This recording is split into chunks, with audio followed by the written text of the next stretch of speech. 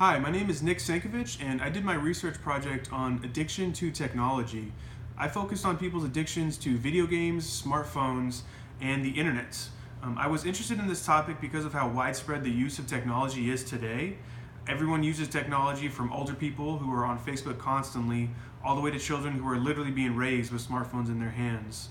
I was curious to find out if these addictions are as serious of a matter as alcoholism or addiction to drugs.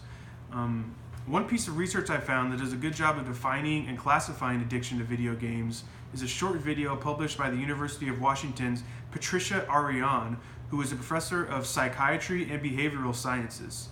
Professor Ariane refers to addiction to video games broadly as a gaming disorder, and she defines it as someone who is playing so excessively that it is impairing their ability to have social relationships or is affecting their performance at school or work. This means that they're doing this activity to the exclusion of all other things. This is something that affects a larger number of gamers than one would think.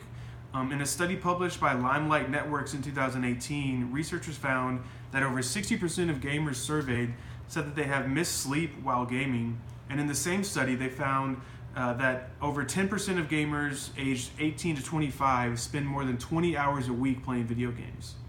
Professor Ariane also points out that in certain countries like Canada, the United Kingdom, China, and Japan, governments have made efforts to set up gaming detox centers to help adolescents who need to get away from their addictions. One of the earliest examples that Ariane examined where gaming addiction became a major problem in people's lives took place in Japan in the early 2000s. The game in question is called Second Life, and it involves users creating an entirely new online identity, complete with a new name and even a new gender if they choose to.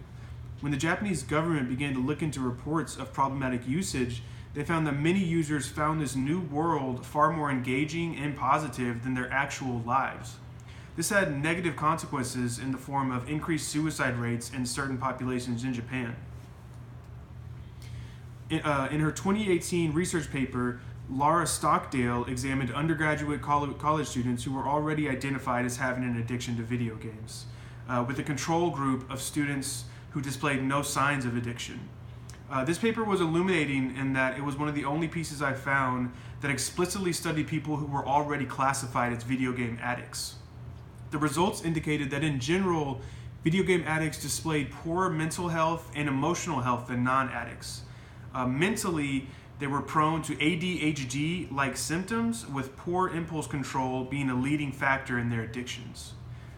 Addictions to smartphones and the internet are two other areas of technological addiction that have been studied extensively. One study published by Juan Herrero in 2017 sought to find evidence for the link between smartphone addiction and social support. Over the course of a year, 416 smartphone users were followed to try and observe their behavior. The researchers found that in general, excessive smartphone use had a negative impact on social support.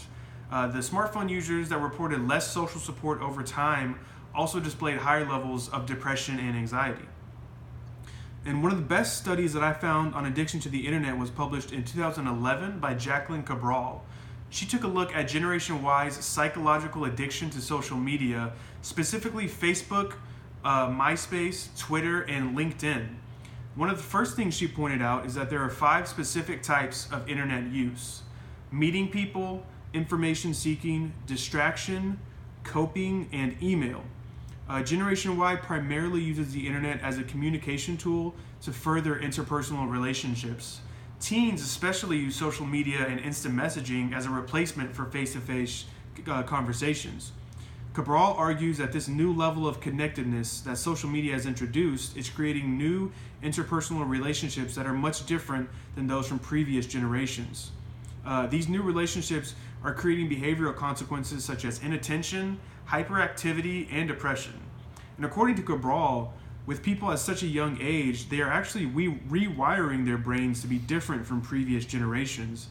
Their minds are learning to process information faster than ever before and to quickly shift their attention from one task to the next. This results in, for some of these adolescents, a constant need for instant gratification and a decrease in patience. These effects can go on to negatively affect their lives in many other ways, including the inability to complete their homework or other responsibilities. I found a lot of good information on addiction to technology, and many of it pointed to negative consequences. I think it's just something that people should be aware of and be mindful of if they feel that they are overusing technology themselves. All right, thank you.